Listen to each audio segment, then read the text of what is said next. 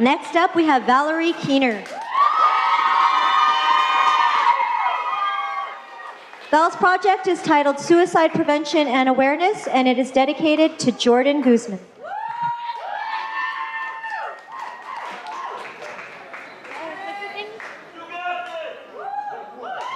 Tyler, did you take the clicker? Thank you. I love you too. Okay, hi guys.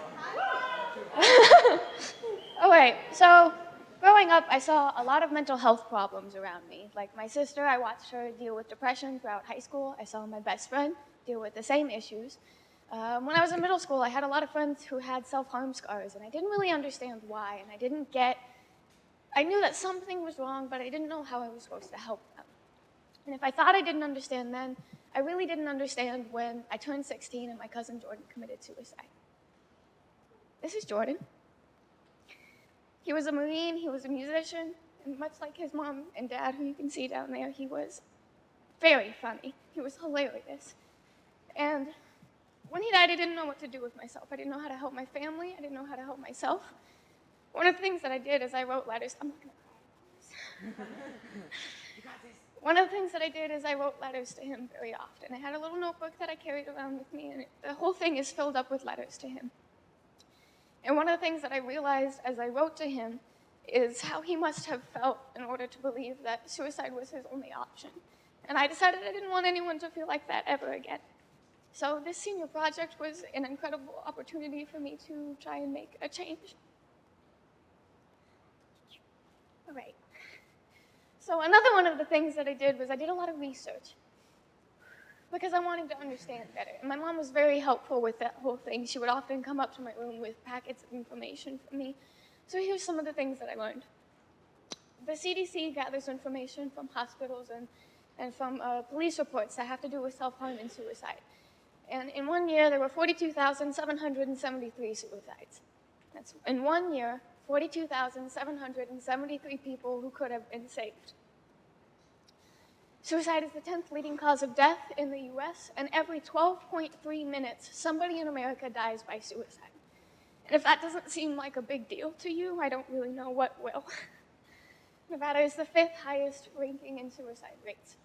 And one of the things that I heard a lot when I was getting ready to do this whole project is that it's not that big of a deal. You know, we don't really need to talk about it. People know how to get help. People know that they can come to people and get the assistance that they need. But clearly that's not true, because 42,000 people would die by suicide every year. So what I realized is that prevention is only possible through education and conversation. We can only really prevent a problem if we talk about it and if we're aware of it. Because ignoring a problem has never, ever in our entire lives made it go away. You know, you have homework due tomorrow. Ignoring the fact that you have homework doesn't mean that you don't still have homework. It's still there, right? So ignoring the fact that people commit suicide doesn't mean that people don't commit suicide anymore. They still do, we just ignore it, which I think is the completely wrong way to handle these kinds of situations. Because we, as a community, need to be more prepared to help our friends and to help those who are around us when they need it. So I had this senior project that I was doing, and I thought, well, what am I going to do? What can I, as one little person, do to help my community? And one of the things that I learned while I was doing all of this research is that teachers and staff in a school setting are the second most likely to notice the signs of suicide in one of their students, which means they're the second most likely to be able to help. But they can only really do that if they know what to look for, right? If they're educated on it, and if they know how to properly refer that student to the help that they need. So I decided I was going to train all of the staff and teachers in suicide prevention. I ended up doing that myself, which was terrifying, but I did it, okay? And then another thing that I learned is that students are actually the first most likely to notice signs of suicide in one of their peers. So I wanted to make sure that our students here at UKA were prepared to help their friends who need it. So I taught seminars with Miss Jamie Dooley on mental health and suicide prevention. I also didn't really feel like the seminars were enough because that was only with one group of students, and I wanted to get to as many as I possibly could. So I also taught lessons with the high school students specifically. Now, the staff training that I did was probably one of the biggest parts of my senior project, and to me it was one of the most important. I originally wanted the Nevada Coalition for Suicide Prevention to come to the school and do the training themselves, because that's what they do. They go to businesses and schools and they teach the staff there about suicide prevention. So over the summer, that's all that I did, was I tried to get these people to come to the school. I called them, and then they would say, oh, you need to talk to this person. And they would say, you need to talk to this person, but wait, that person's not in today, so you should maybe talk to this person instead. And I just never got to somebody who would help me. And one of the things that I realized is, because I'm young and I'm a student and I'm not part of the administration, nobody really wanted to help me out with this, which was a little bit disappointing. But thanks to my lovely mother, I found the More Than Sad training program, which I used. And this was created by the American Foundation for Suicide Prevention, and it's a certified training program that I could use myself. And basically, when I told Quinn that nobody was helping me with the staff training, he was like, well, if nobody's going to help you, you're doing it yourself. Which means that I got up in front of 70 staff members for 2 hours and trained them, all by myself. Woo! So in order to prepare for that, my dad was also very helpful in this whole process, because I figured if I'm going to take 2 hours out of his staff's morning, I might as well feed them. So he helped me go get food and stuff like that, and he helped me set everything up the way that I needed it. Quinn was also very helpful with that. And I practiced a lot. I practiced in front of Quinn, I practiced in front of my dad, I practiced in front of my mirror probably 15 times, maybe more. And I had something like 40 note cards that I was using. It was ridiculous. But I did it, and that's what matters. And there you can see a selfie that my dad and I took on the training day. So what that whole experience taught me is that even a student can make a difference. You know, it doesn't matter how old you are. It doesn't matter whether or not people are going to take you seriously. If you put your mind to it, you can do something about it. So I was very pleased with the way that this whole thing turned out, because I had, for 3 weeks after my training, I had staff members come up to me and tell me that I helped them and that they felt more prepared to talk to their students.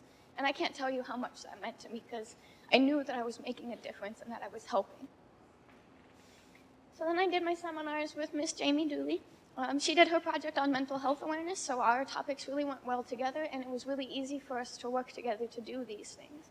We taught seminars on self-esteem, stress, anxiety, depression, suicide awareness, and grieving. We chose these topics for a specific reason, because they all go together to mental health, which all rolls towards suicide prevention. So it really was a really nice experience to talk to these kids about things like this. One of my favorite things that we did, it was a little bit rowdy and a little bit messy, but one of my favorite things we did is on our seminar on stress, we made stress balls with flour and balloons, and it was really fun. So there you can see pictures of us with our kids. We did circles a lot, where we would talk about the things that we had learned that day. One of my favorite things that we did was bubble maps. So the kids would come in, and they would make a bubble map on the topic, things that they thought related to it, things that they thought caused it.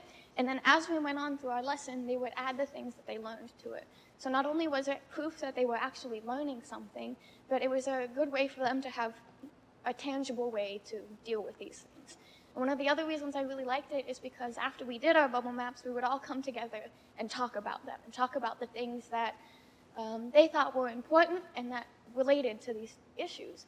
And it was really great, because I had kids who I had never heard spoke a word before, who were talking about things that were not easy to talk about. And it really meant the world to me to see that happen. And again, that was only with one group of students, and it was a mix of middle and high school, but I really wanted to make sure I got to as many kids as I could, because I honestly believe that being prepared to handle a suicidal crisis is really, really important. So I used the More Than Sad program again, because it had a short film that I could show to 9th through 12th grade students, and it was still a certified thing, which was really important to me. So it was about an hour and a half of a lesson. I did 60 kids at a time, which got a little bit rowdy and a little bit out of control. But for the most part, it was really good. And everybody was very willing to and open to discussion and to, again, talking about these things that aren't very easy to talk about. So that really made the world, meant the world to me.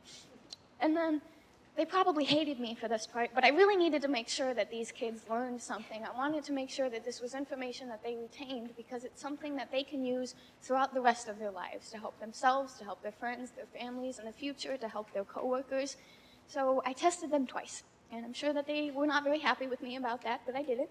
So I tested them in the beginning before I taught anything, just to see what they had learned, or what they already knew, just to kind of get a baseline for where they were. And then I tested them after the lesson to see how much they actually learned and how much they retained from it. So here are the test scores from the first lesson. There are hundreds, 80s, 60s, and then 40 belows. And as you can see, it's kind of all over the place. There's lots of 80s, lots of 60s, lots of hundreds. It's all over the place. And I mean, I get that because kids come from different places and different backgrounds and know different things and have different experiences. I didn't expect it to be all 100% right away. So this is the test after my lesson. You see all those 100%? Like, that's a huge deal to me. Because, again, this is information that these kids could be using for the rest of their lives. And so to see that when I was making these graphs and I kept adding 100s and 100s, there's over 90 100%, by the way. I was just blown away. And it really meant so much to me to see this because now I know that these students are more prepared to deal with everyday life. Now, as a senior project thing, we had to do some volunteering, about 10 hours or so, 10 hours. But I was really lucky that my sister works with Hugo's Horsemanship because they do therapy lessons with horses, and so I was able to volunteer with them on Easter. So this little guy, his name is Marlin, he was the Easter bunny on Easter, and I hung out with him a lot. I'm going to give you full disclosure here. Horses aren't my favorite. When I was really little, one tried to eat my hair because it thought it was hay, and ever since then, they haven't been my favorite. So Marlon and I really got along because he was little. I mean, he still tried to eat my hair a little bit, but it wasn't that bad. But that was a really rewarding experience to get to see these kids working with the horses and see how much they enjoyed it and how much it helped them. Not so much helped me, but helped them, and that's what's important. Now, this is for anybody who needs it. These are the National Suicide Prevention Hotline and the Nevada Hotline. Now, these numbers are incredibly important. You can put them in your phone. You can take a picture of them. What I did was I made business cards and I gave them to all of the staff members, so they should all have these numbers in their wallet, and if they don't, I'll be very disappointed in you guys, because these are incredibly important numbers to know and information to know, because these are numbers that you can call if you or somebody that you know are in a suicidal crisis. So that's just for anybody who needs it. And then I did a lot during this project, and I did a lot of good things, but there's no way that I could have done it without all of these people who helped me. So the first is Quinn, obviously, because anytime I had a problem, he always had a solution. Whether or not I liked the solution, there was always one there for me, which I really appreciated. And my mom and my dad, my mom was very helpful with the whole research thing and with helping me find opportunities and information, and my dad was very good with the logistics. Anybody who's in my family knows he's a logistical wizard, so he was really helpful with that. And then the Jamie machine, because our topics were really similar, and so we dealt with a lot of the same, situations. We dealt with a lot of the same situations. So I always had somebody who I knew understood what I was dealing with, and it was really nice. And then Gia, provided a lot of unconditional love and support, and always and then there was always a shoulder for me, which I really, really appreciated. And the Reynolds and the Guessmans, because you guys were a constant motivation for me to keep going, because I knew that I had to do something about it, and you guys were a great motivation for me to do something. So if there's anything you take away from this project, I want it to be that if you're passionate about something, and if you care about something, you can make a change, and you can make a difference, and it doesn't matter who you are, or what resources you have, you can do something. I think that I have done a lot for this school. I feel like it's a much safer place. I feel like our kids and our teachers are a lot more prepared to handle difficult situations. And overall, I'm just very proud of the work that I've done. So thank you.